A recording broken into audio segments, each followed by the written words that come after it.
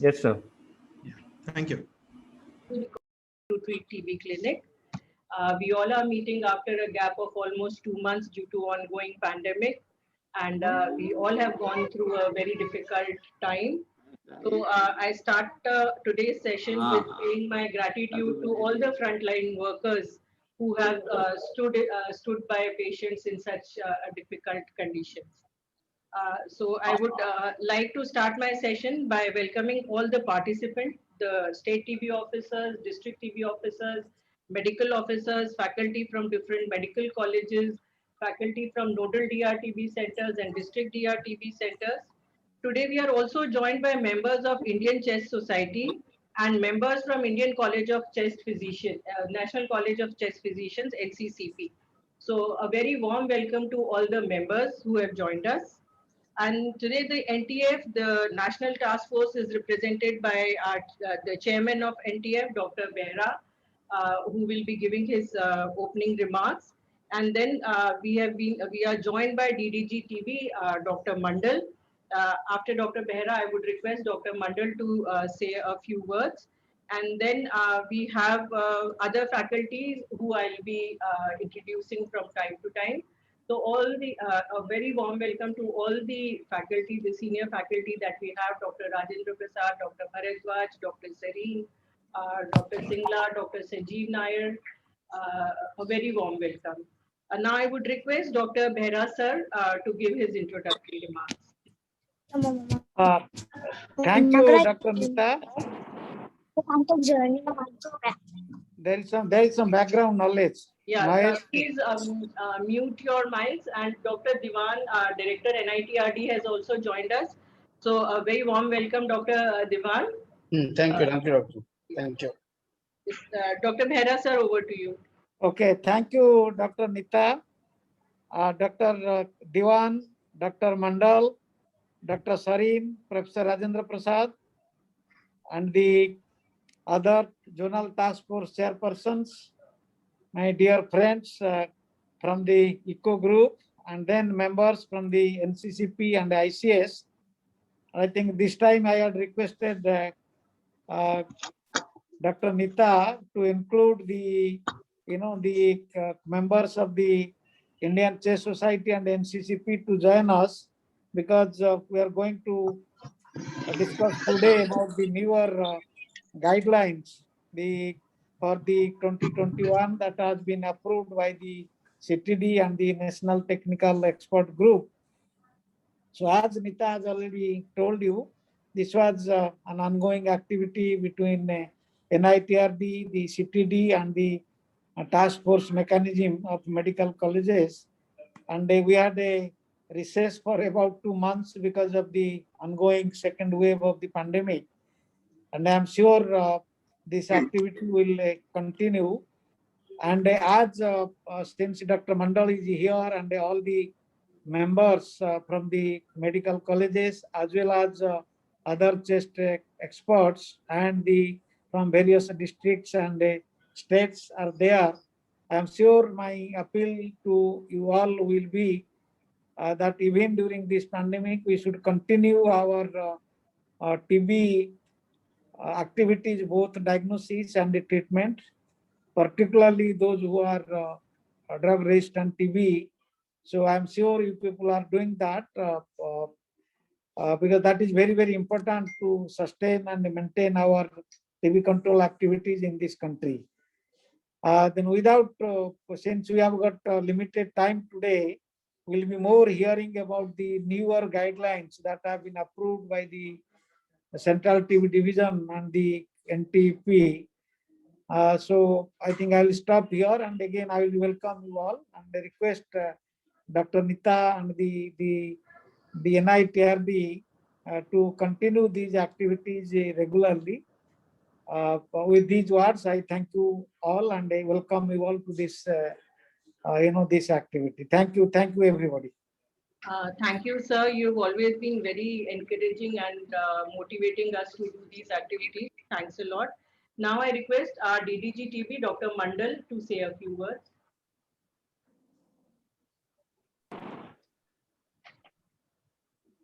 Yeah. Thank you, Dr. Singla. I mean, giving me a scope to share few words with everybody who have joined in this meeting.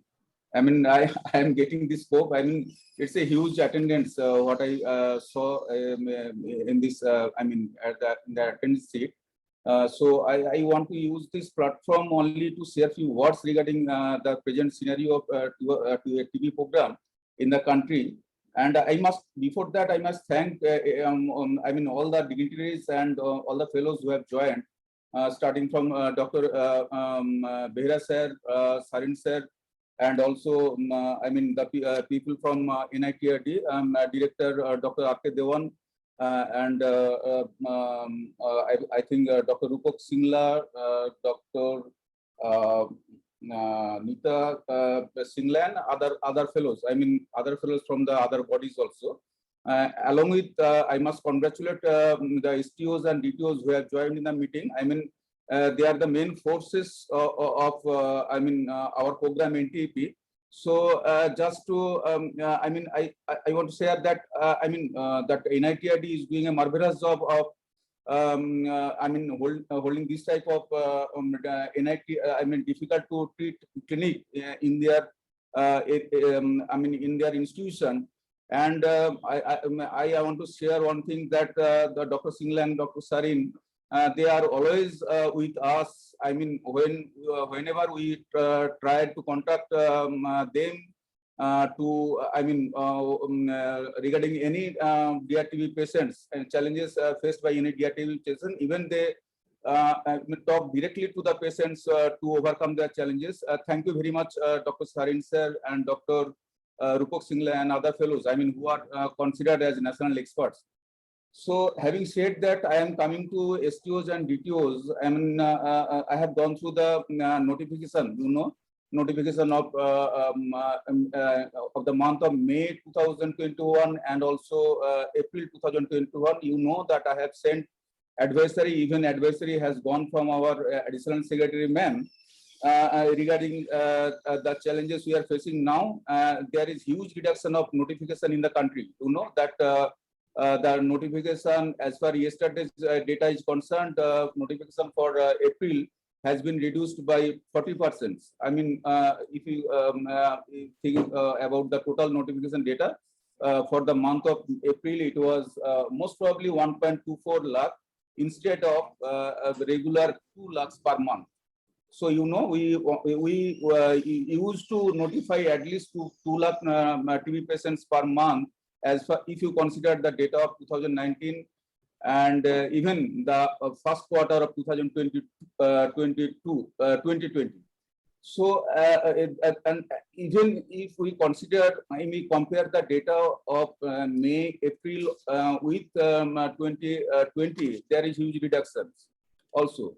So, I mean, we cannot justify this huge reduction only because that there is less transmission of, I mean, the tuberculosis bacilli in the community, as because the people over the country are following COVID-appropriate behaviors. I mean, they use masks and social distancing and other measures. I mean, hand washing and other measures. So we cannot justify only for that COVID-appropriate behavior. So my only concern is that to all STOs and DTOs, even MOTCs, please come forward. I mean, it's your duty. You are the frontline soldiers to notify more cases. I mean, you know, in the first quarter, we notified at least 1.75 lakh per month. Now it has been reduced to, if you consider the May month data, it has been reduced to just 68,000. I have gone through that data yesterday. So from 2 lakh to 68,000, you can consider the, I mean, the figure. And we are all, I mean, determined and committed to NTB by 2025 as per commitment of our Honorable PM. And we are just notifying something around 68,000 for the last month. It's not acceptable. So please, I mean, I know that if you can try, you can notify more cases. Once notified, diagnosed, everything will follow. I mean, the treatment, adherence, and success rate, everything will follow. Please, that is only the I am using this platform only to give that message to all the MOTCs, the DTOs and STOs. Please try to notify more cases. Otherwise, we can't get nearer to the target of 2025. Thank you very much. Thank you, Dr. Singla. Giving me scope to share my feelings. Thank you very much. Thank you so much, sir. Thank you for joining us, and thank you for guiding us. We take your message very clearly, the importance of notification of TB. And sir, today we are joined by more than 15 state TB officers. We have STOs from Manipur, Bihar, Andhra, Goa, Meghalaya, Haryana, Sikkim, Tamil Nadu. Then we have from Odisha, Arunachal Pradesh, and Jammu, and more are joining. So I think your message has gone very loud and clear to everyone. Thank you so much, sir.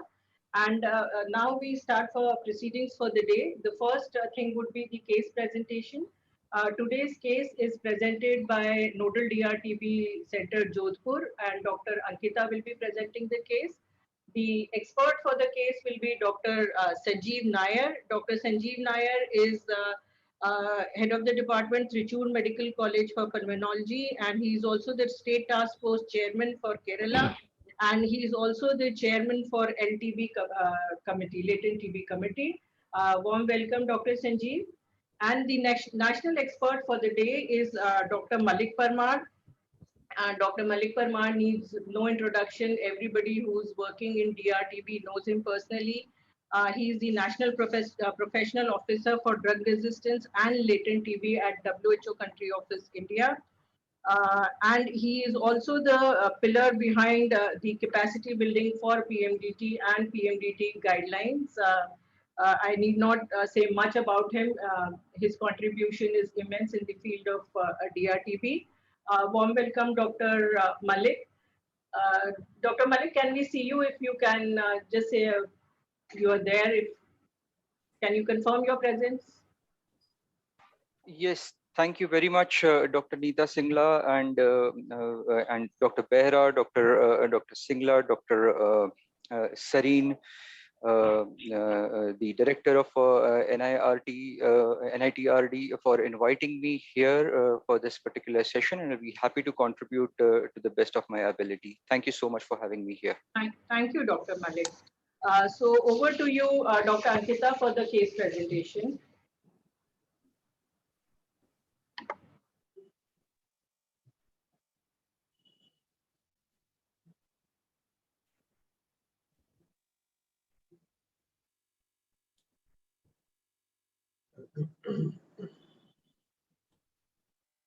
Good afternoon, everyone present here. I am Dr. Ankita. I am from Dr. SN Medical College, Jodhpur, and I'm going to be presenting an MDR case history.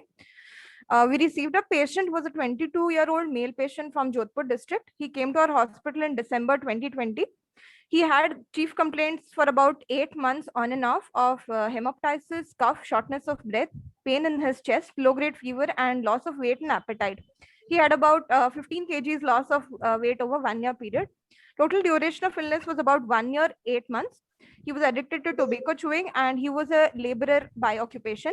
He had no history of contact to PTB in his family.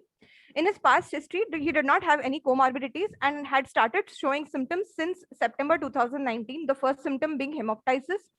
He had been receiving ATT, both first line and second line, for different durations, variable amount of durations, but he had never completed the course. In November 2020, he was he went to a hospital in Sumerpur where he was found out to be sputum smear negative, but on gene expert, he was found to be rifampicin resistant. And on the CT scan, he had bilateral upper zone thick walled cavities. So he was referred to Ahmedabad in November 12th for starting shorter course regimen to the Civil Hospital Ahmedabad. November 19th, he was found out on first line LPA to be rifampicin resistant and CAG mutation was present. INHA mutation was absent. On 23rd of November, second line LPA showed FQ resistance, high resistance, and SLID sensitive. On 22nd December, he was referred to our hospital for pre-treatment evaluation. On his pre-treatment evaluation, we found that his baseline investigations were within normal range. We did an X-ray which showed bilateral upper zone soft tissue lesions. On his cardiology reference, we found he had sinus tachycardia. So we got an echo done, which showed he had tachycardia, moderate TR, and thick pericardium, but his QTC was within normal range. So we advised him for QTC monitoring and went for the treatment. On psychiatric evaluation also, he had no depression or anxiety, and ophthalmology reference was also normal. Weight on at the time of starting treatment was 35 kgs. His microbiological investigations, his sputum microscopy was positive on November 13th. CBNAT was done on 16th November, and he was found to be MTB detected and rifampicin resistant. First line LPA was done on 19th, where it was found rifampicin resistant confirmed and high dose isoniazid resistance with CAT mutation present, but NHA mutation. LPA on 23rd was just mute 3C and 3D. So high dose moxifloxacin SLID sensitive. The resistance pattern, he had resistance rifampicin, moxifloxacin high dose, and levofloxacin. In the past, he has taken the first line ATT drugs for about 4.5. Again, for 1 linezolid for 15 days, ethionamide each for and about 5 days. Here, there is an MB patient who has rifampicin resistance, high dose IZID resistance, FQ resistance, moxifloxacin, etide sensitive, SLID sensitive. So, regimen for him on 24th December 2020. Kindly give your expert opinion regarding what would be the patient. Thank you. Thank you, Dr. Ankita. Your voice was breaking in between, but I think everybody could see your presentation. So basically, it's a patient who has been taking irregular treatment, and patient currently has a resistance to rifampicin and to INH, and also to fluoroquinolone, in which levo, low dose moxi, and high dose moxi are also resistant. So you want to discuss, or you want to know what would be the ideal regime for this patient. Am I right, Ankita? Can you confirm?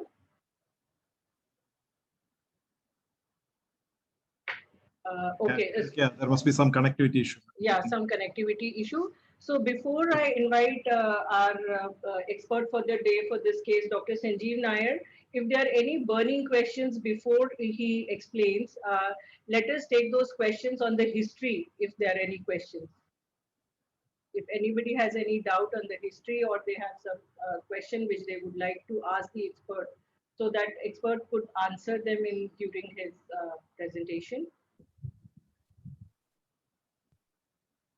Okay, Dr. Sanjeev, then over to you for. Only Nita, I would like to comment one thing, that is still the poor treatment practices are going on. Instead, that patient has went to 2 states, Rajasthan and Gujarat.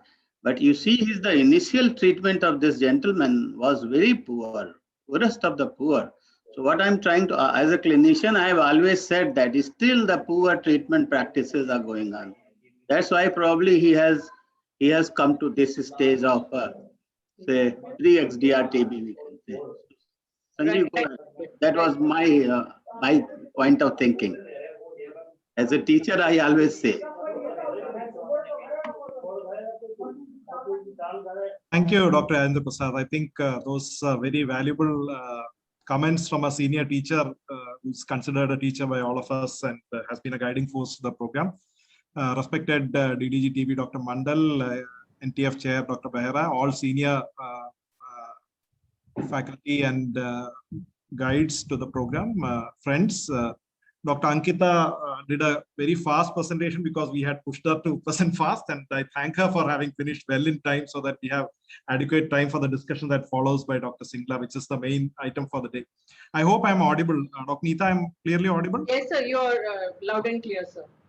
Thank you. So my job is also to discuss this case in brief without wasting too much of time so that we get adequate time for that main topic of the day. So I'll take off from where Dr. Rajendra Prasad was saying. Any person who works in the program, seeing a case like this, the immediate thoughts which go is that prevention is always better than cure. It is always easy to prevent MDR-TB, and then once you have a case of MDR-TB, trying to manage that is a very difficult task, which is difficult for the doctor, difficult for the patient, difficult and costly for the health system as well. So in that background, if we just have a quick look at what actually causes MDR or XDR-TB in our community, it's a very good study, a small one rather, but from CMC Vellore, which is one of my favorite studies in this regard. Some of our people who are very active in the program, like Dr. Joy Sarojini and Dr. K.R. John, are part of the team which did the study. So if you look at it, they looked at the risk factors for MDR. In this case, what I'm presenting is the risk factors for XDR. And if I project the risk factors to significant more closely, if you look at it, subsidizing the healthcare cost to the patient prevents MDR, XDR-TB in patients. If the initial regime did not follow national guidelines, there's a very high risk of MDR or XDR in that patient. If the previous treatment with a fluoroquinolone or a second line, drug was given in that patient, extremely high risk of MDR, XDR in that patient.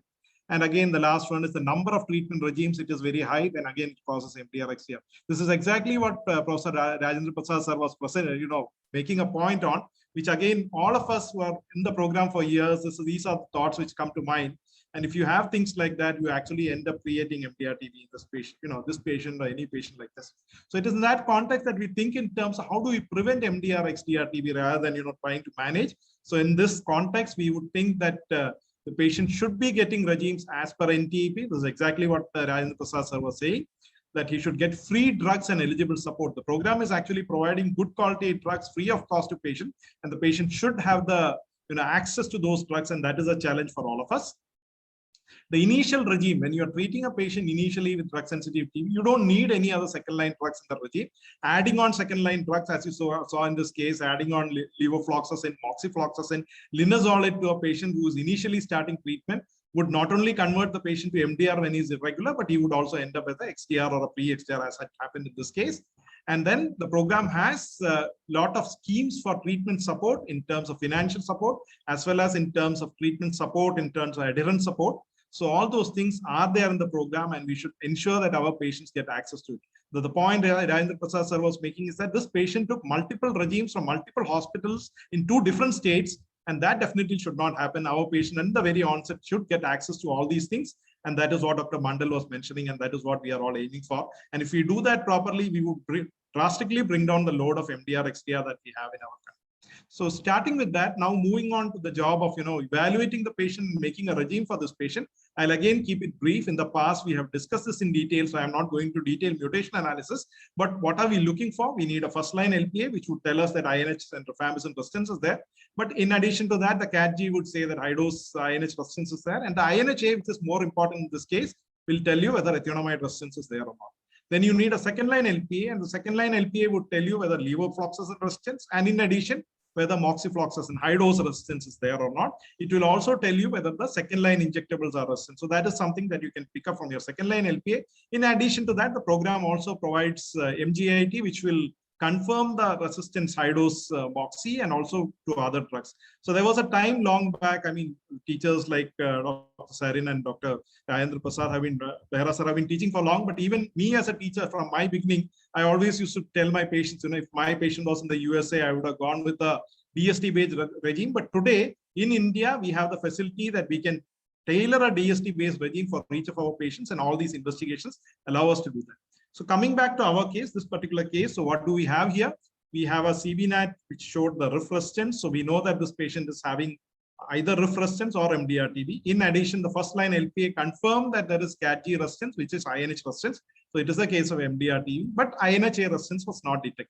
How do we interpret this? We say that this patient cannot use rifampicin and INH in this regime, but this patient can use ethionamide well in this regime. So that is the first interpretation there.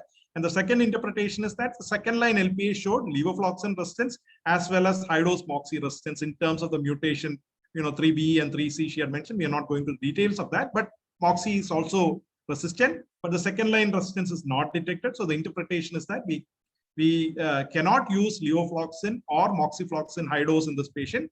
but we can actually use the second line injectable. So that is the summary of what we interpret from the investigation and go with the regime. So the query which came to the experts, in this case, Dr. Singla and myself, was that this is a case of pre-XDR. So in fact, the PMDT committee there is very well aware of the definitions and how to treat and all. They just want to confirm, are they going on the same line? So the regime they wanted to start was bedaquiline, linezolid, clofazimine, cycloserine, pyrazinamide, and ethionamide. And they asked us whether they could go ahead with this regime, and they wanted our opinion on that. So how do we go about? We know that the new classification, WHO classification of drugs is there, where Group A and Group B drugs. And in our Indian regime, as far as possible, we use all the 5 drugs in Group A and B. The Group C drugs are added on only if there is a need to add on drugs. The WHO recommendation is, it actually shows the order in which the drug should be used. The order in India at that time, and the request came to us, was this, which was a different order from the WHO order. So the Indian order was that we go with pyrazinamide, amikacin, ethionamide, PAS, ethambutol, and imipenem celastatin in that order if you want to replace. Otherwise, you will go with the first 5 drugs in Group A and B. So that is the regime that we go with. The possible regimes for drug-resistant TB in India are 3. So you have the H monopoly resistant regime and 2 regimes for MDR, the short regime and the all-oral regime. The shorter regime, which is the injectable containing regime, may be phased out, and we might soon have a all-oral shorter regime as well. So that is not there in this slide. But then, the H monopoly is not applicable because this is a case of MDR TB. Now, for shorter MDR regime, the fact that this patient has a fluoroquinolone resistance makes it a DST-based, exclusion for the short regime. So the short regime is not applicable. So all that is left for the patient that we need to give is a all-oral longer regime. Now, coming to our all-oral longer regime, which is a 18 to 20-month regime with the intensive phase and continuation phase. You can't call it intensive phase because there are no injectables there, but a bedaquiline containing initial phase and a continuation phase without bedaquiline. So this is the normal regime which we would give to the patient. But the problem in this patient is that there is levofloxacin resistance. So obviously, one drug is not applicable. And since levofloxacin is a Group A key drug for us, we would need a replacement. Now, in the scenario of levofloxacin resistance, generally we would replace the drug with high-dose moxi if it is applicable to the patient. But in this case, high-dose moxi is also resistant, so you cannot replace with high-dose moxi. So what do we do if we have resistance to both levo and high-dose moxi, and these 2 drugs cannot be used? In that case, you have to take 2 drugs from the replacement sequence that we mentioned earlier and use that to make up your regime. So in this case, the replacement sequence, as we discussed earlier, at that time, now I would request all of you that you should understand that this decision was taken about 6 months back when the regimes were and the guidelines were different. The discussion for the day, Dr. Singla is going to discuss with you on what is new. On March 24th, our new PMDT guidelines have been released. And as per that, the decision will be different. We are just looking at the process of making the decision. And here, when we replace with the 2 drugs, pyrazinamide in this case is not applicable because we do not know whether pyrazinamide resistance is there or not. We could not test for that. So we had to go with amikacin, where we showed that the resistance is not detected, and ethionamide, which we showed that the resistance is not detected in terms of INHA. So our regime would be 6 to 8 months of amikacin, bedaquiline, ethionamide. That's the 2 added on drugs there, linezolid, clofazimine, cycloserine, followed by the continuation phase of ethionamide, linezolid, clofazimine, and cycloserine. Of course, some of the version of the guideline also say that you could replace with just 1 drug. So if I was replacing with 1 drug, I might have gone with amikacin, bedaquiline, linezolid, clofazimine, and cycloserine, which is also acceptable. But both those older versions are no longer applicable because today we have a new version of the guideline. Now, when you make a regime like this, you also need to ensure that the pre-treatment evaluation, which was done earlier, may not have covered for injectable. So in this case, we are starting amikacin. So you need a ENT consult. Cardiology has already done upper lobe cavities. You might consider a thoracic surgery consultation in terms of whether a surgical option is feasible. Psychiatry, ophthalmology, and all those consultations should also be completed. All the evaluation should be done before we go ahead and start the regime.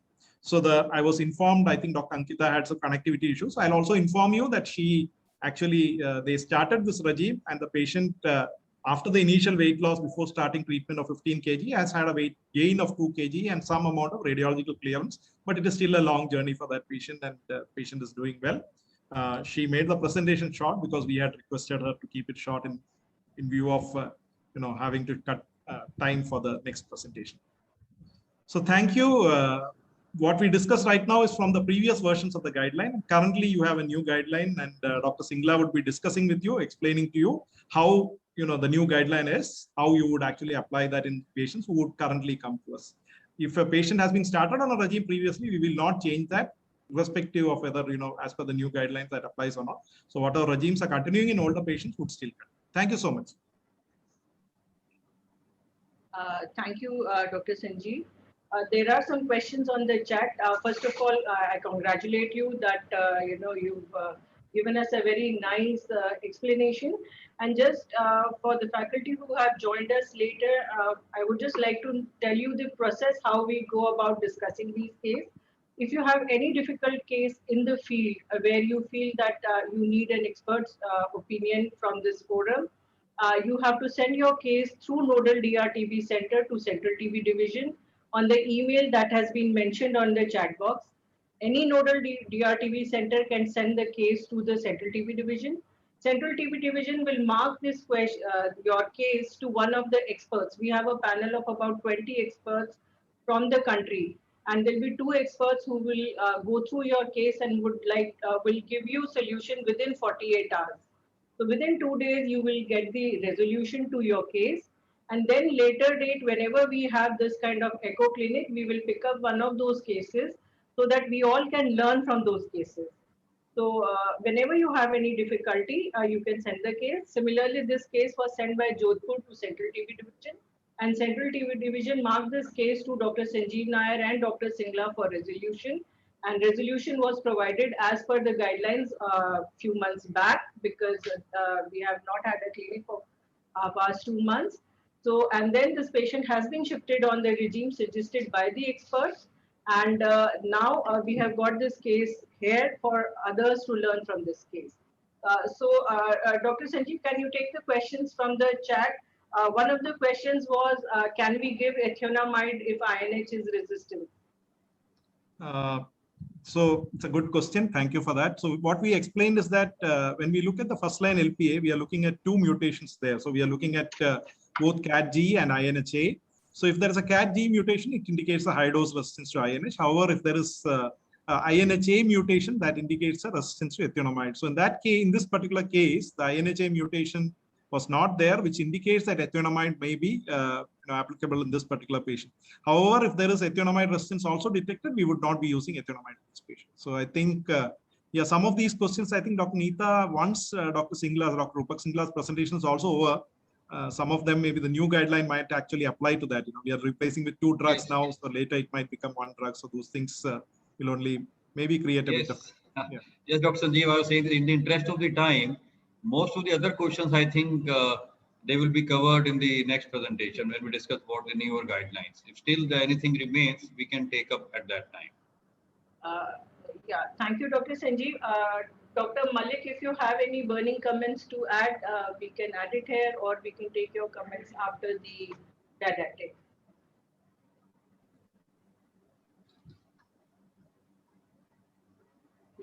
You have to unmute yourself, Dr. Malik. Dr. Malik, you're muted. I have unmuted myself. Am I audible? Yeah, now you're audible. Yeah, thank you so much, ma'am, for bringing me here. I would like to, place my comments about this particular case here itself, because the next presentation, we will hear things which are a little different from what we have heard so far. So this is the current guidelines which are being implemented, which got discussed.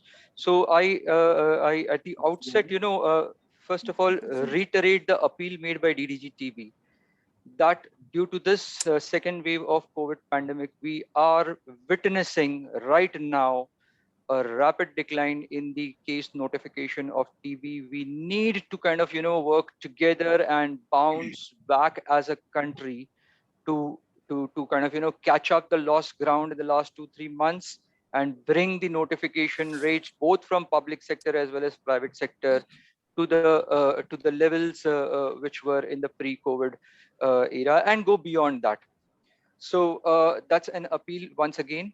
I thank Dr. Ankita for the presentation she made, very crisp, very clear. Although there are lots of areas before the patient landed up in your institution, what has happened. Dr. Rajendra Prasad also rightly pointed out about the quality and the challenges with the access to care in the private sector. And so I'll give my comments in two parts. One is about the pre diagnostic or the pre before the patient was initiated or diagnosed with MDR-TB with fluoroquinolone resistance. Look at the journey of the patient. It's 1 year and 8 months with 4 different private practitioners. It came in between to the DOT system, went back to a private clinic, and from there it got diagnosed on a gene expert as rifampicin resistant and went to Ahmedabad, where the shorter regimen was initiated. So this is speaking something about the program in the field in the district of Jodhpur.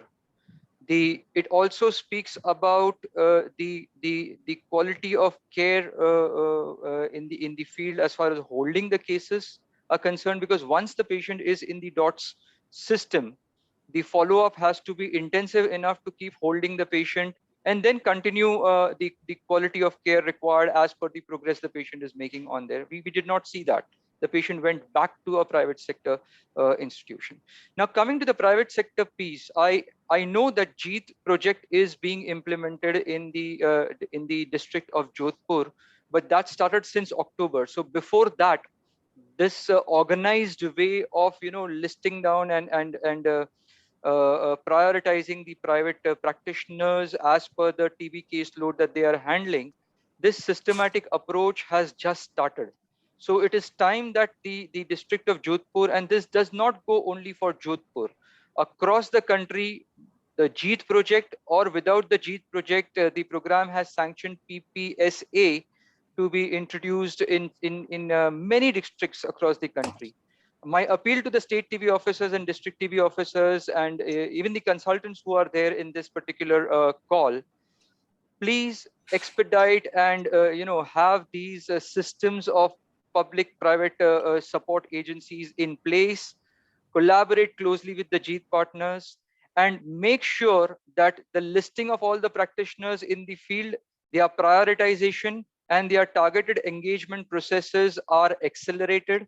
And there is this hub and spoke model that these JEET projects are building, wherein the existing referral networks of private doctors with MDs and specialists who are well known exists. So they're leveraging on this. So think about how you could pass on the information about what kind of services are available, about the new PMDT guidelines to these private practitioners, so that they know that if you have a TB patient, that needs to be notified. I am keen to ask Dr. Ankita, did you know when this patient was notified to the program, as it went through 4 private practitioners? I am assuming that it was not notified till it came to the public health system. So notification in itself is not an end. There are 6 lakh patients notified last year in spite of the COVID in the public sector from the private sector.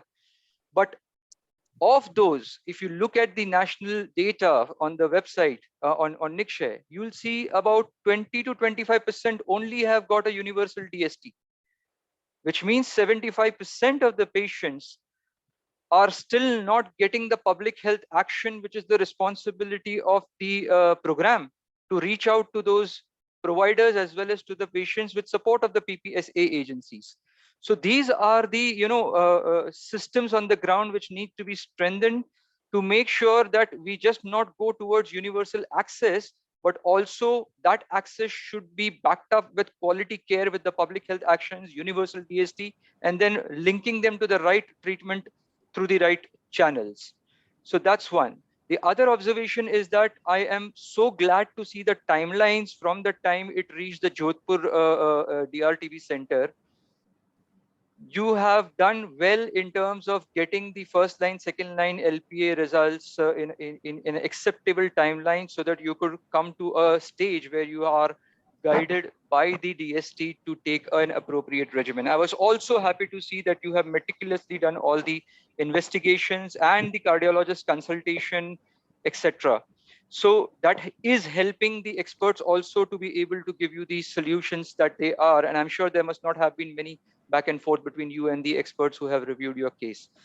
So coming to Dr. Sanjeev Nair's presentation, I am so glad that you brought out that reference, which not just talks about what's there in the guidelines, but it also talks about what are those factors which can help, if addressed, which can help preventing the patient reaching this stage and can be treated much early with a effective first line treatment.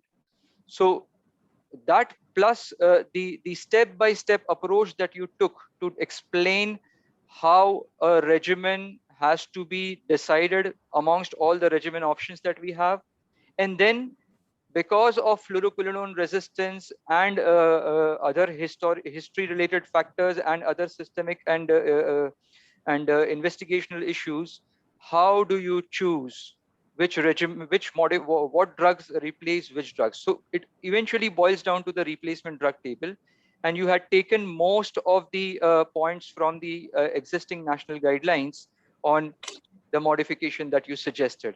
My only comment here would be, in the list of additional investigations, Dr. Sanjeev, that you recommended, I would add an audiometry and serum creatinine for the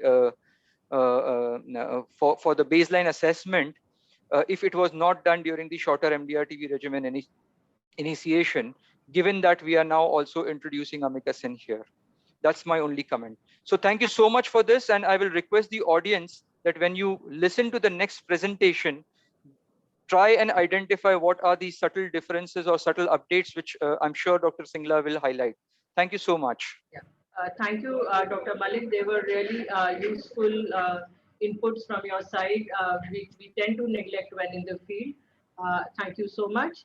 Dr. Sanjeev, kindly go through the questions on the chat, and if you can answer them on the chat, and if there are some questions which you would like to take in the end, we can take those questions for the audience at the end. So I am leaving this responsibility to you. And now I invite Dr. Singla for his didactic. But before that, we are sharing the certificate that we are sending over to Dr. Ankita for the excellent presentation. So congratulations, Dr. Ankita, and keep up the good work. Thank you so much. And Dr. Singla, now over to you for your didactic. We are little behind schedule. I would request everybody to keep patience because our session is going to be a bit longer today. So thank you. And we are now joined by almost 850 spokes. So Dr. Singla, over to you. Thank you, Dr. Neeta.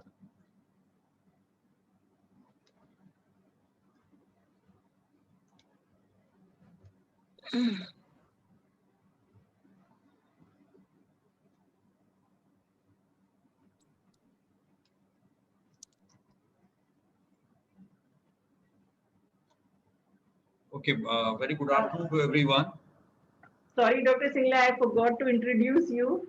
So now that It's your okay. introductory slide is there, Dr. Singla, everybody knows, is head of the department TB and chest at NITRD. And he is also contributing to writing the guidelines, and he's been giving his technical input to sensitivity division in various forums. Thank you. Okay, thank you for that. So you see, as the new evidence comes, we need to change the existing guidelines for any disease. And last year, the WHO consolidated guidelines for the management of drug-resistant TB, they were released. Prior to that, in the last quarter of 2019, the organizations like ATA, CDC, IDSA, they had also released their revised guidelines for the management of drug-resistant TB. So keeping these guidelines in mind, keeping the local experience, keeping the expert opinion of the National Technical Expert Group, India also revised their guidelines. And in March 21, that is on the World TB Day, the guidelines for the programmatic management of drug-resistant TB in India, they were released. So today I'll be talking about what have been the changes in the treatment part. So I'll be confining myself to the treatment part of the drug-resistant TB under PMDT 2021 guidelines.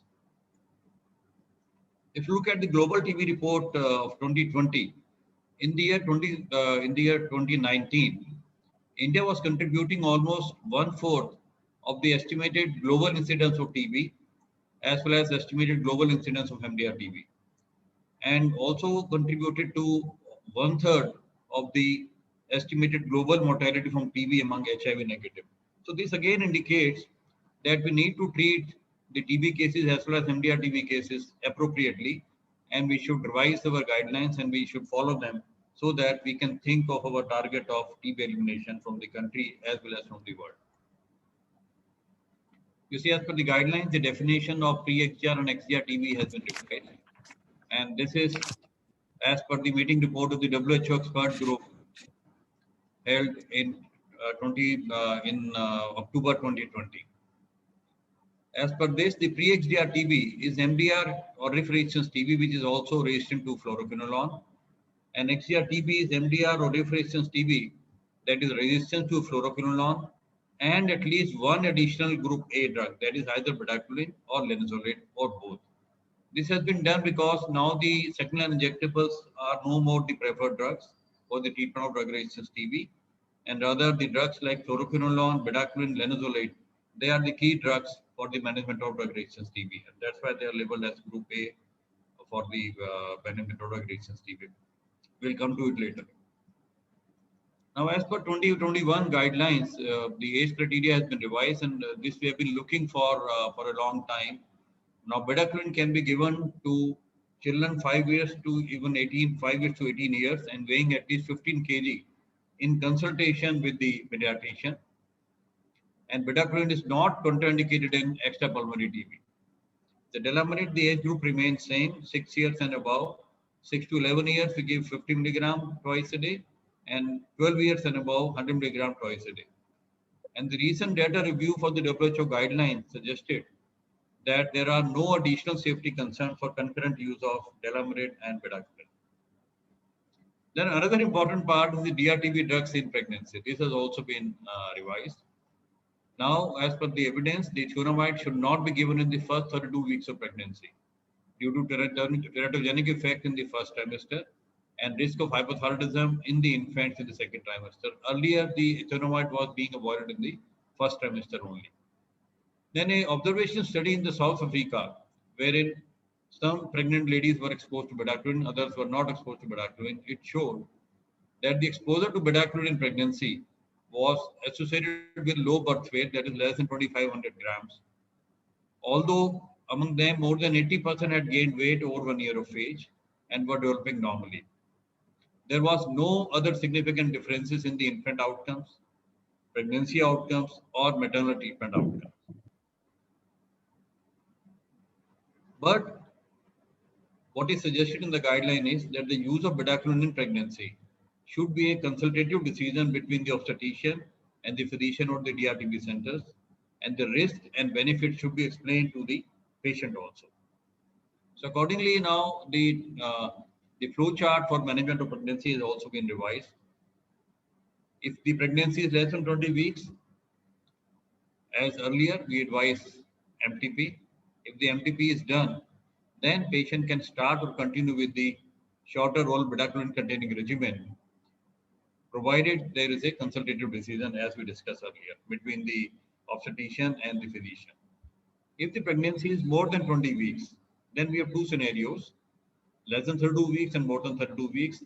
If it is less than 32 weeks and the patient has not gone for MTP, then shorter regimen cannot be started because even a thionamide cannot be given. In pregnancy which is more than 32 weeks, in that case, if there is no other contraindication of shorter regimen, patient can be offered the shorter oral bedaquiline containing regimen or longer oral bedaquiline containing regimen. And in case any replacement is required, then we'll do as per the replacement sequence, which we'll be discussing later on. Looking at the neo drugs and the antiretroviral drugs interaction, for delamanid, the drug-drug interaction studies of delamanid with tenofovir, efavirenz, and lopinavir-ritonavir respectively suggested that no dose adjustments were needed when delamanid was used with any of these antiretroviral drugs. With bedaquiline, the efavirenz leads to induction of cytochrome P453A4 and may lead to reduced exposure to the bedaquiline, while the lopinavir-ritonavir, they inhibit the CYP3A4 and may lead to significant increase in bedaquiline exposure and may cause QTC prolongation. Good thing is that the another first line drug for the HIV, that is dolutegravir, can be given safely with bedaquiline as well as with delamanid. Regarding the management of DRTB in CNS TB, the levofloxacin, moxifloxacin, ethionamide, cyclosinine, linezolid, and imipenem, cilistatin, they penetrate the CNS well. The high dose INH and pyrazinamide, they can also reach the therapeutic levels in the CSF and may be useful if the strains are sensitive. We need to remember that the PAS and ethambutol, they do not penetrate the CNS well and should not be counted as effective agent for MDR-TB meningitis. Amikacin and streptomycin, they penetrate the CNS if the meninges are inflamed. There's a little data on the CNS penetration of clofazimine, bedaquiline, or delamanid. So, looking at these facts, the guidelines have suggested that the longer oral MDR-XDR-TB regimen must be modified as per the replacement table for the management of DRTB in CNS TB. In October 2020, the National Medical Commission issued a gazette notification mandating all the medical colleges of the country to establish a facility for management of drug-resistant TB by the time of their third renewal. That is when the first batch has reached the fourth batch of the MBBS students. So this again indicates the importance our country as well as the National Medical Commission is laying on the appropriate management of drug-resistant TB. Then regarding the integrated diagnostic and treatment algorithm for details, changes. So initially, as earlier, they all presumptive TB in certain areas and all the key populations, TB patients and non-responders to treatment, they are subjected to that. And in case rifampicin resistance is not detected, then they are subjected to the first line LPA. And in case the sensitive HNR, they are given the first line drugs. And in case the H resistance is detected without rif resistance, then they are offered the H monopoly DRTB regimen. On the other hand, in case the rifampicin resistance is detected and they are offered the first and second line LP and the liquid culture DST. And if there is no other exclusion criteria for the shorter regimen, so first to be considered is the shorter regimen.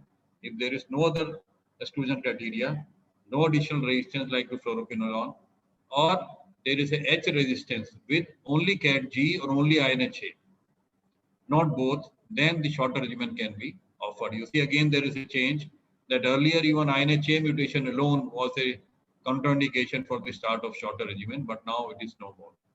So in these cases, we will offer the shorter bedaquiline containing regimen. And in case there is H resistance detected with both CAT-G and INHA, in that situation, the shorter regimen will not be offered. Or in case of the fluoroquinolone, then they are given the longer oral MDR-XDR-TB regimen. I'll come to it again. So as we know, currently in the country, we have three kinds of standardized DRTB regimen: H monopoly DRTB regimen, then shorter MDR resistance TB regimen, and longer oral MDR-XDR-TB regimen. Coming to the H monopoly DRTB regimen, this is of 6 months or 9 months. Levofloxacin, rifampicin, ethambutol, pyrazinamide. The duration of the regimen is 6 months. It can be given to 9 months in patient with extensive disease, uncontrolled comorbidity, extrapulmonary TB. If the smear at the end of 4th month is found positive, or when the regimen is modified, it can be given up to 12 months in cases of CNS, skeleton, and biliary TB. The use of neodrugs, that is bedaquiline and delamanid, is not recommended in H monopoly regimen. Looking at the replacement sequence in H monopoly regimen, there has been a mild change. If levofloxacin cannot be used, replace with moxifloxacin high dose if the second line LP suggests, and also send liquid culture for detection of resistance to moxi and Z, same as earlier. If moxi or Z cannot be used, replace with linezolid, same as earlier. However, if linezolid cannot be used, we replace with 2 drugs, not 1 drug, that is clofazimine plus cyclosidine. So this is a change. If 2 drugs, that is moxifloxacin high dose and pyrazinamide, cannot be used, then we replace with 2 drugs of the 3, that is linezolid, clofazimine, cyclosidine, in that order of preference. So this is the same as earlier. If rifampicin resistance, we need to shift to the appropriate shorter or longer regimen. Coming to the second regimen, that is shorter MDR resistance TB regimen. So we discussed earlier the treatment algorithm of MDR resistance TB. Here, in case there is a resistance TB and no other exclusion criteria for the shorter regimen. So first option is shorter regimen, and we find no additional resistance, no fluoroquinolone resistance, and H resistance detected with either CAT-G or INHA, not to both. I'm emphasizing this again because there is a major change compared to the earlier guideline. Then we offer shorter oral bedaquiline containing regimen. So another thing in the treatment algorithm is now we are talking about the shorter oral bedaquiline containing regimen, and countries gradually planning to phase out the injection containing regimen. So currently we are using injection containing shorter MDR-TB regimen. This regimen is for 9 months, which can be extended up to 11 months.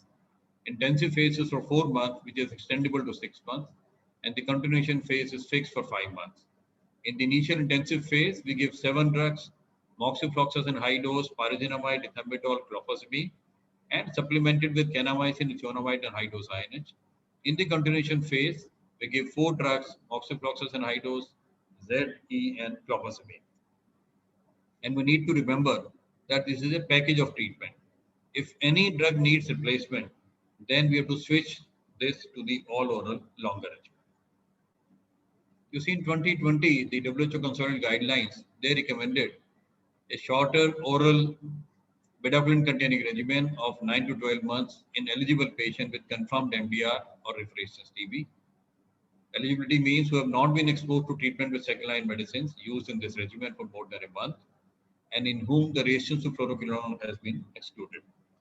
What regimen has been suggested by WHO is 6 months of bedaquiline. So this is not 4 to 6 months. This is bedaquiline will be given for 6 months, along with next 6 drugs for 4 months, extendable to 6 months if required. And in the continuation phase, we use 5 months of levo moxifloxacin, clofazimine, pyrazinamide, ethambutol. So WHO has given an option of levofloxacin or moxifloxacin. And this evidence for the shorter oral regimen is primarily based on the programmatic data from South Africa.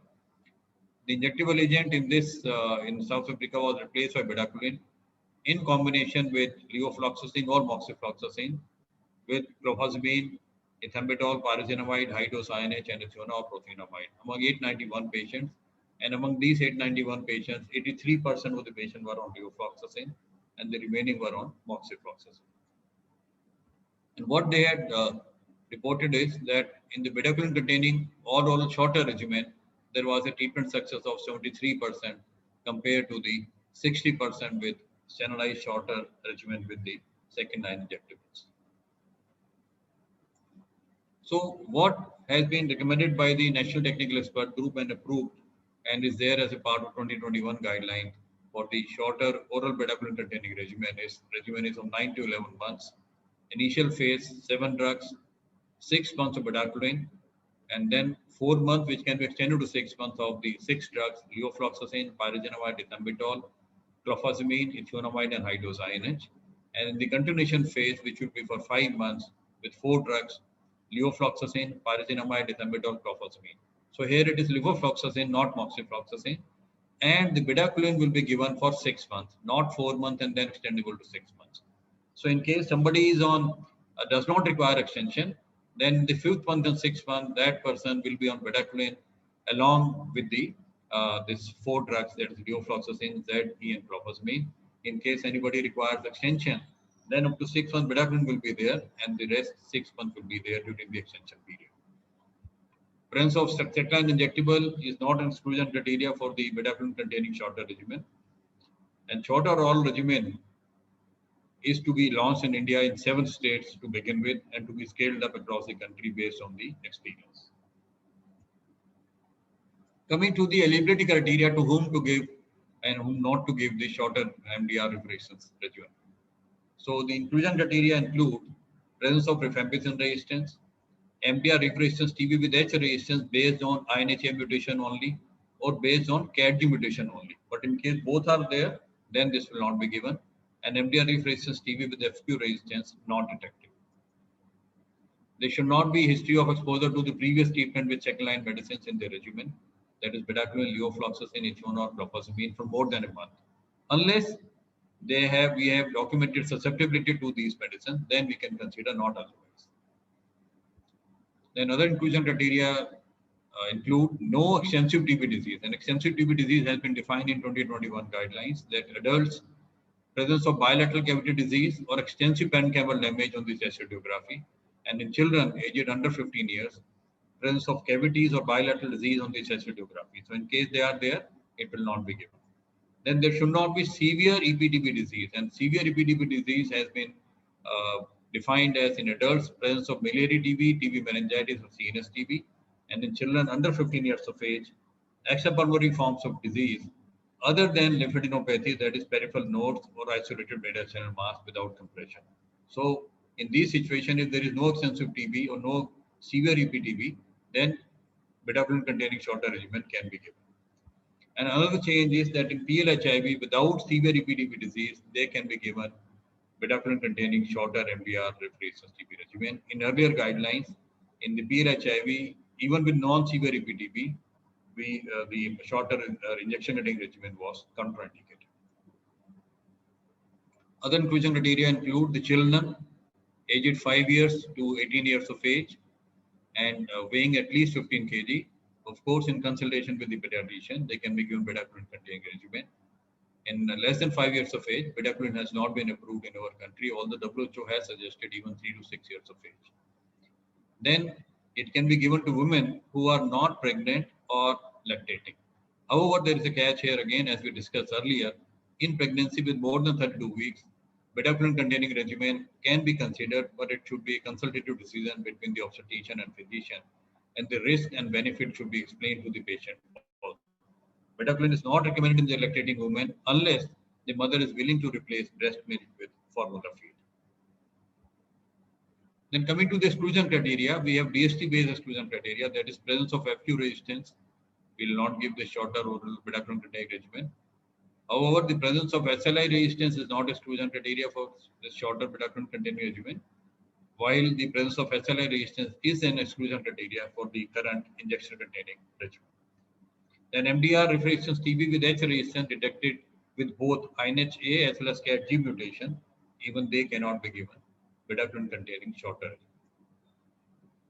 Other exclusion criteria, as already discussed, they include children less than 5 years of age, extensive TB disease, severe EPTB disease. Then exposure to previous treatment with second-line medicines in the regimen, which we've already discussed, again becomes an exclusion criteria unless they are susceptible.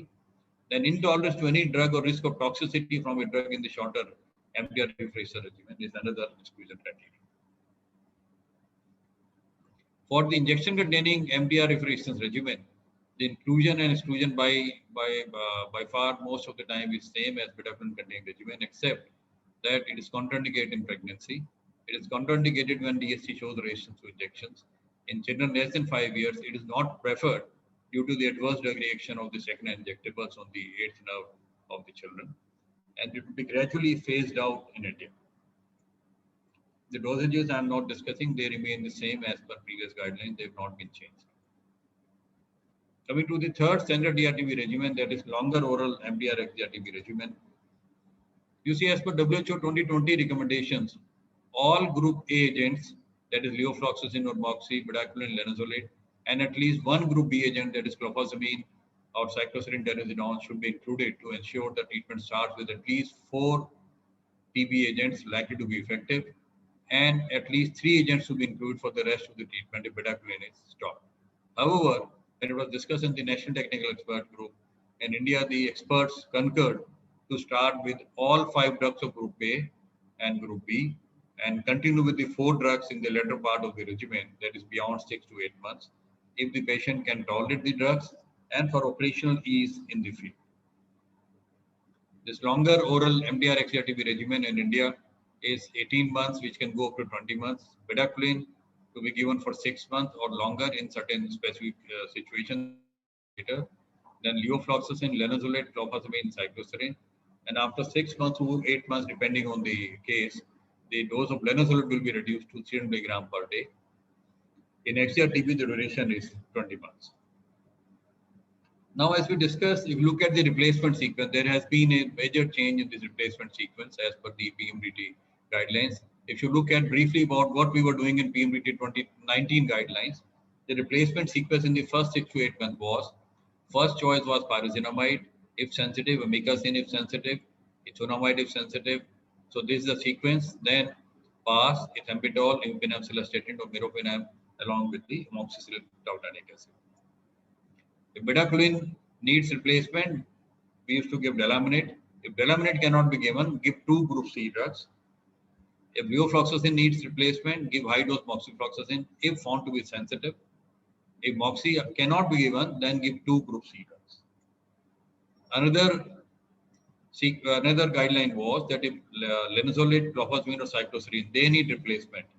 Without the replacement of bedaquiline or fluoroquinol, so these 2 drugs are there, then there is no need to add another drug. So these were the main guidelines for the replacement sequence earlier in 2019. Now, if you look at the 2021, the guidelines have been changed, and the broad principles on which this replacement sequence has been designed is that we use the drugs as per their efficacy, no demonstrable resistance, prior use, side effect profile, and background resistance to the replacement drug in the country as per the National Drug Resistance Surveillance Report. The regimen should preferably be fully oral. However, in certain circumstances, injectables may have to be used for the need of efficacy and side effect profile. At least 4 to 5 drugs are to be used in the initial 6 to 8 months, and at least 3 to 4 drugs in the last 12 months. The replacement sequences, they're in the order of delaminate, amikacin if sensitive, pyrazinamide if sensitive, ethonamide if sensitive, then PAS, ethambutol, imipenem, cilastatin, or meropenem, plus amoxicillin clavulanic acid. Combined use of bedaquiline delaminate in the regimen is recommended if an appropriate regimen cannot be designed using all 5 drugs from Group A and Group B. Delaminate and amikacin will not be started in the final 12 months of treatment, and no replacement if any drug is dropped in the final 12 months of treatment. And the use of bedaquiline and delaminate beyond 24 weeks. Earlier in the earlier guideline, this was not there, but they can be used beyond 24 weeks if only 2 drugs of the 5 are available from Group A and Group B, and adequate number of Group C drugs are not available due to high background resistance, non-availability, or unreliability of the DST. This imipenem cilastatin will only be used as a last resort for designing the regimen because of the operation issues that they require PICC line to be inserted for the entire duration of the use and the need for admission. In individual patient for whom the design of an effective regimen is not possible as per recommendations, then the BPAL regimen, that is bedaquiline predominant linezolid, can be considered as the last resort under prevailing ethical standards. I'll discuss about this later. So in this case, one thing good has been done is that table has been introduced, which clearly tells you what is to be done in which scenario. For example, if one group A cannot, the basic principle which has been followed in making this table is, if one group A cannot be given, choose one group C. If one group B cannot be given, then you consider one group C drug. If one group A and one group B cannot be given, you add 2 group C drugs. If 2 group A cannot be given, you add 2 group C drugs. If 2 group B cannot be given, you add 2 group C drugs. And if 3 or more from group A and group B cannot be given, then you add 3 or more drugs from group C. And here also try to make a regimen with at least 5 to 6 drugs known to be effective.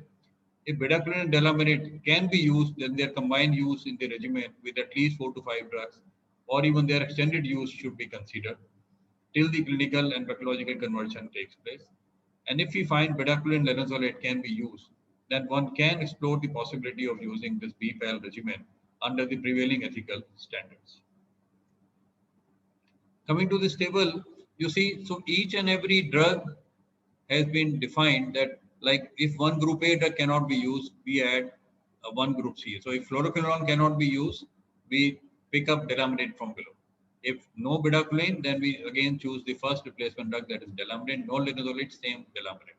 In case one group B cannot be used, then you choose one group C drug, that is first choice will be delaminate. If no clofazimine, you choose delaminate. If no cycloserine, you choose delaminate from group C. If one group A and one group B cannot be used, then you choose 2 group C drugs, that will be delaminate and amikacin. So if no FQ and clofazimine, you give delaminate plus amikacin. If no FQ and cycloserine, again you give. But here, if you notice, in case, suppose in this example, we cannot give fluoroquinolone clofazimine and we give delaminate and amikacin. So after 6 to 8 months, we'll have to stop bedaquiline, delamanid, and amikacin. So we'll be left only with 2 drugs, linezolid and cycloserine. So here, in the last 12 months of treatment, we'll have to add the next 2 replacement drugs, that is pyrazinamide and ethionamide, if they are sensitive. So in all the scenarios, whenever we find that in the follow-up phase of 12 months, we are left with only 2 drugs, after stopping the bedaquiline, delamanid, and amikacin, we will have to add 2 drugs in the replacement sequence. First choice would be pyrazinamide and ethionamide if they are sensitive. Similarly, if 2 group A drugs cannot be used, then we choose 2 group C drugs.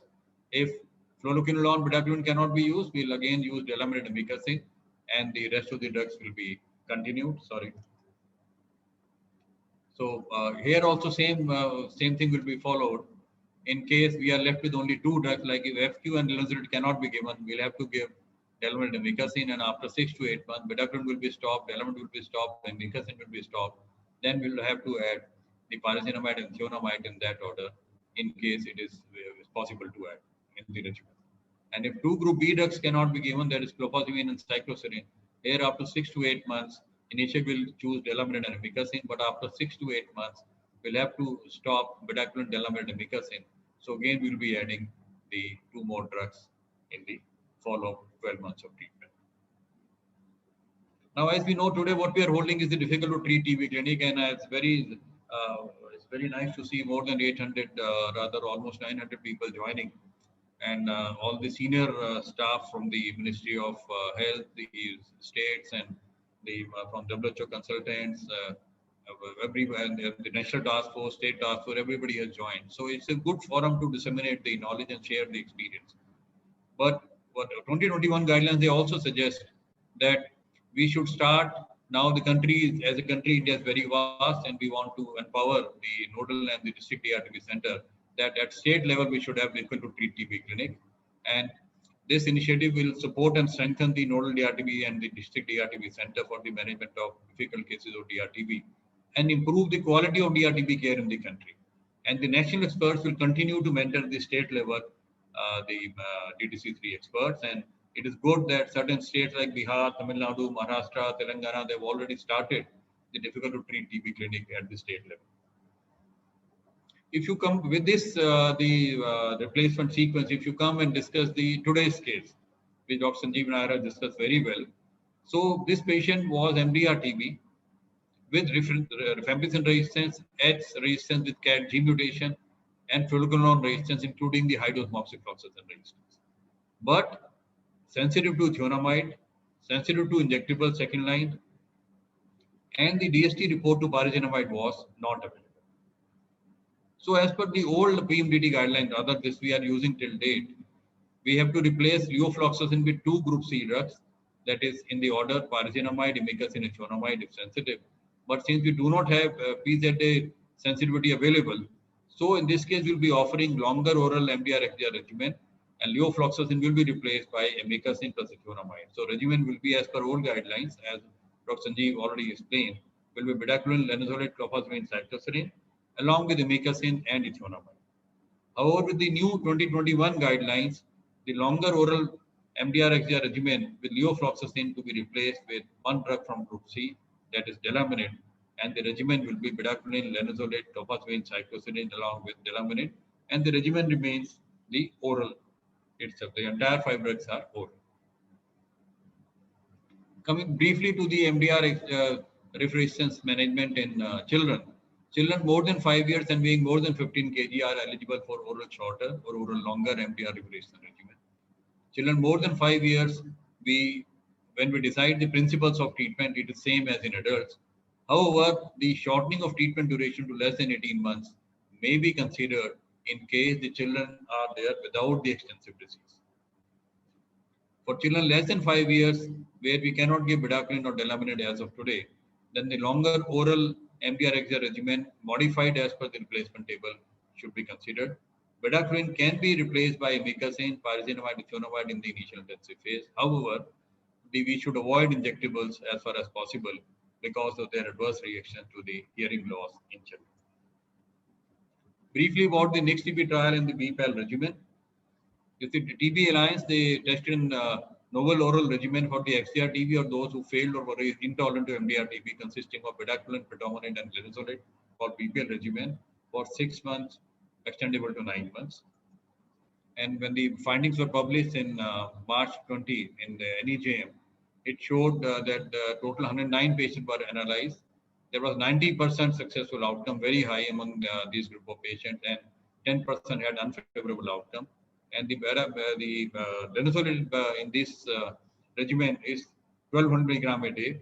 So it was observed that linezolid-induced neuropathy was seen in 81% of patients, and linezolid-induced myelosuppression was observed in 48% of patients. So this high dose of linezolid remains a cause of concern among the physicians, especially in India also.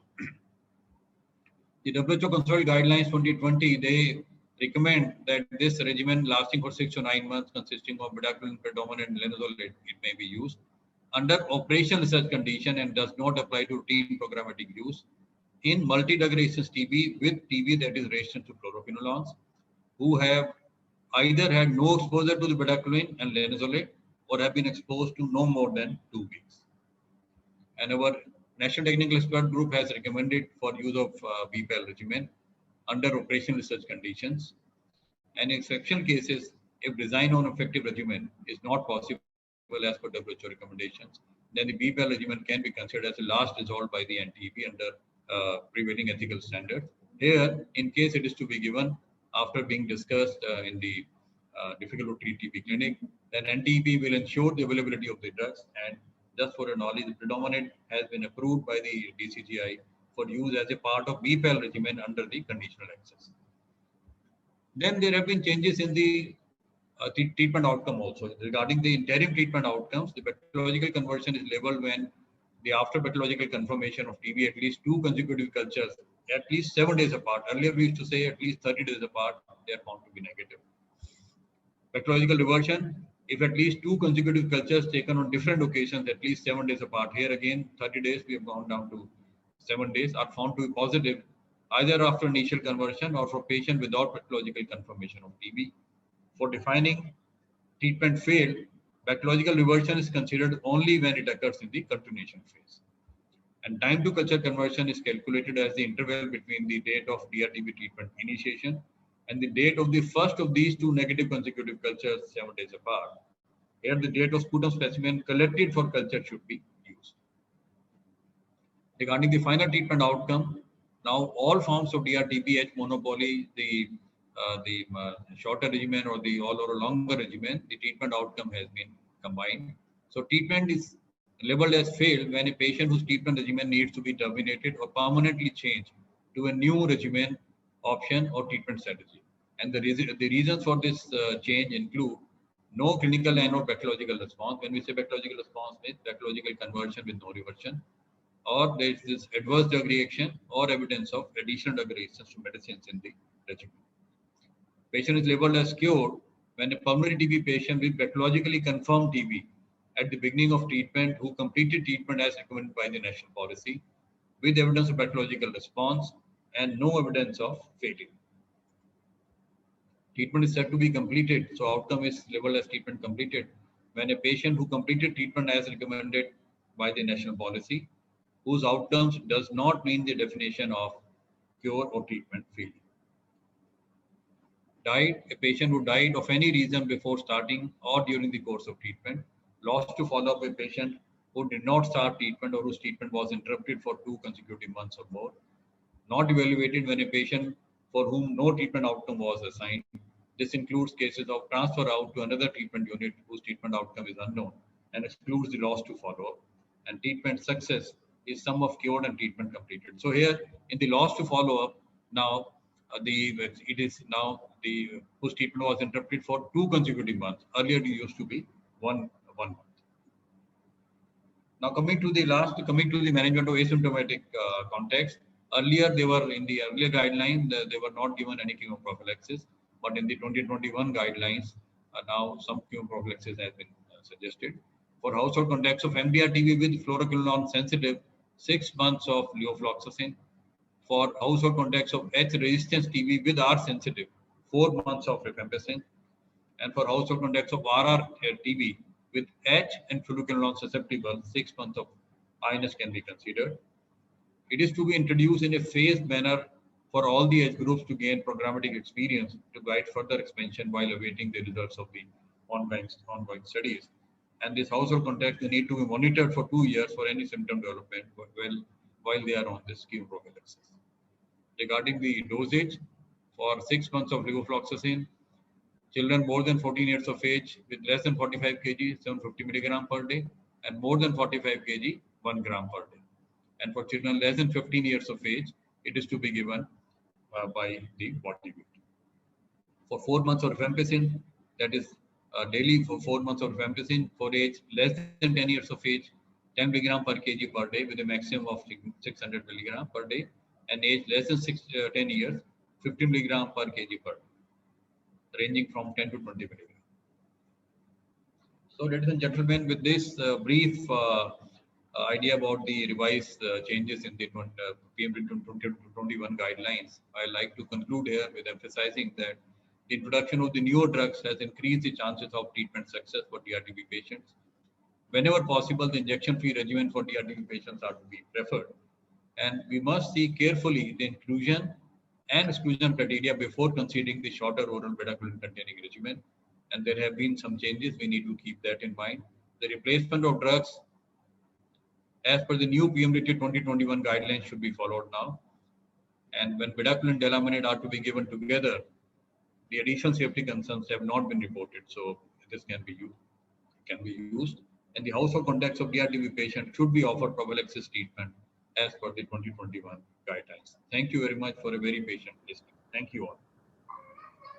Thank you, Dr. Singla, for the excellent presentation, and it was a great learning for us for the changes in the newer guidelines, 2021 guidelines. Thanks a lot.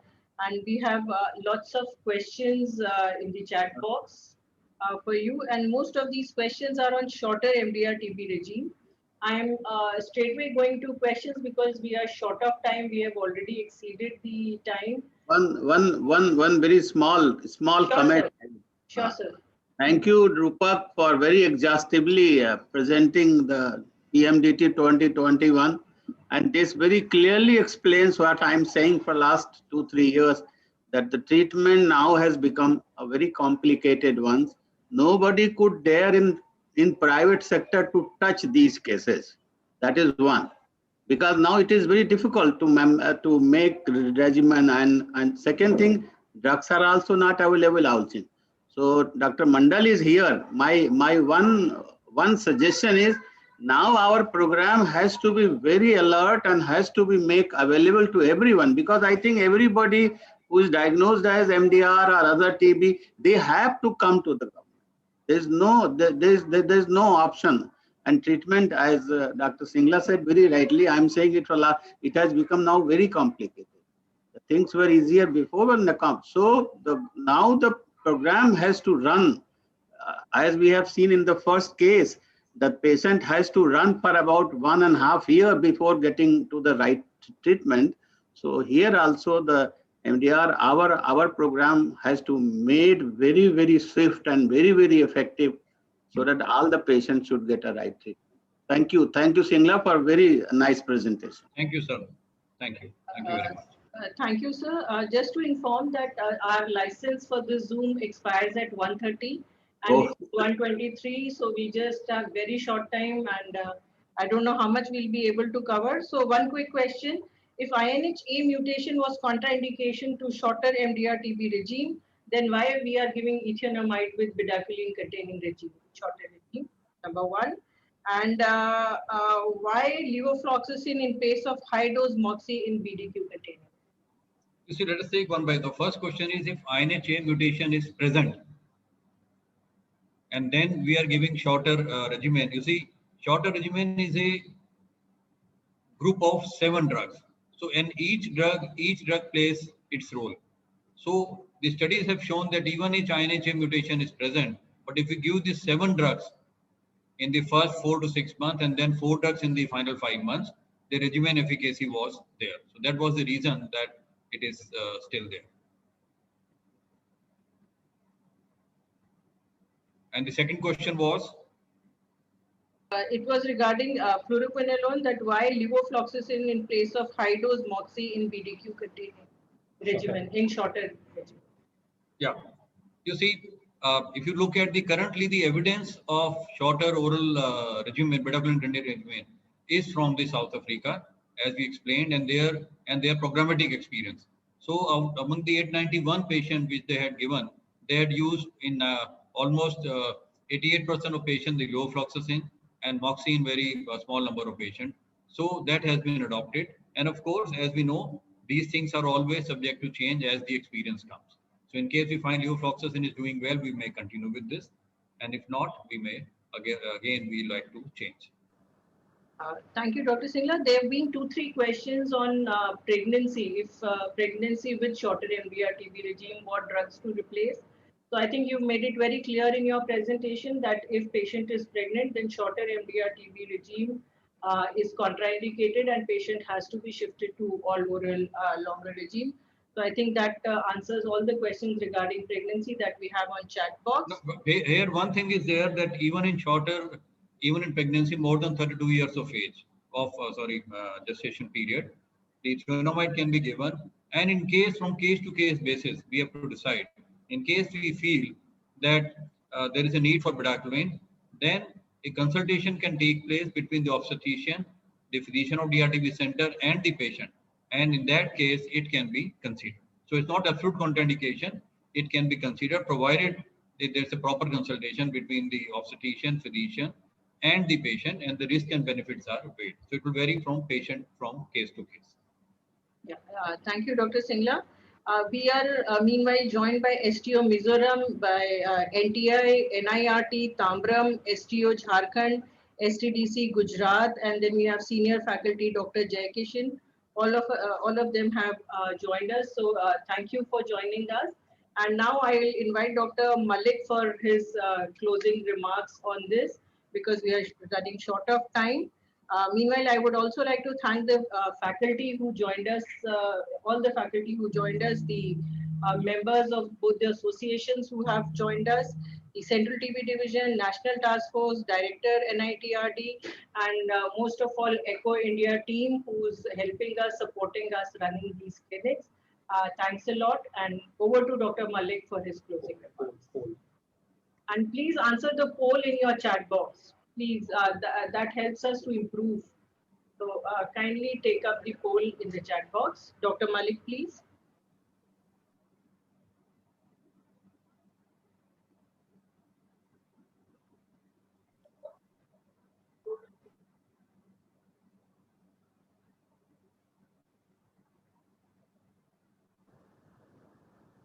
Dr. Malik? I think he's not there. Okay. So since Dr. Malik is not there, Dr. Singla, could you give your closing remarks? You see, as I said, if we want to eliminate TB from our country, we need to go by the evidence, the revision of the guidelines, and then the entire country needs to follow it up. Of course, the challenge is that we cannot implement in one day. We have to expand it. So like the shorter oral regimen will be starting, the bedaquiline containing regimen will be starting from 7 states. And then based on the experience, this will be expanded. So we need to, all of us, we need to follow the guidelines 2021. We need to disseminate these guidelines, and I'm told by the Central TB Division that next month, this current month itself, they're going to start the hybrid training, some physical and some part of it will be on Zoom platform. So through these guidelines, the knowledge about the new PMDT guidelines will be disseminated, and we expect all the doctors involved in the care of TB patients as well as the DRTB patients that they follow these guidelines and treat the patients accordingly. And in this presentation, I have tried to just give you a brief of the main changes which have occurred in the 2021 guidelines. But if you read the document, everything has been explained in detail there. So basic point is that we need to follow the revised guidelines. We need to read about them. And any query you have, you are most welcome to send your queries to the Central TB Division, and through them, this will be received by the difficult to treat TB clinic. And please start at the state level also the difficult to treat TB clinic for appropriate management of the DRTB cases in your states. Thank you very much. Thank you, Dr. Singla. Thank you for summarizing. So I thank everybody who has joined us, and we will be having more of these didactics in future, covering the new changes in the guidelines that have happened in 2021. So we hope to see you next month with new case and new didactic. Thanks a lot. Thank you. Thank you very much. Thank you for joining. Thank you. Thank you, Nita.